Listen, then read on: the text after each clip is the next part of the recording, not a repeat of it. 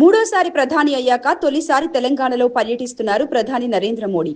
దాదాపు 8,000 కోట్ల విలువైన అభివృద్ధి పనులకు ప్రారంభోత్సవం, శంకుస్థాపన చేయడంతో పాటు పరేడ్ గ్రౌండ్స్ లో నిర్వహించే బహిరంగ సభలో పాల్గొంటారు. మధ్యాహ్నం కర్ణాటక నుంచి ప్రత్యేక విమానంలో బేగంపేట ఎయిర్పోర్ట్ చేరుకుంటారు ప్రధాని. అనంతరం హెలికాప్టర్ ద్వారా మధ్యాహ్నం 3:30 హెచ్ఐసిసికి చేరుకొని అక్కడ వివిధ అభివృద్ధి పనులను ప్రారంభిస్తారు.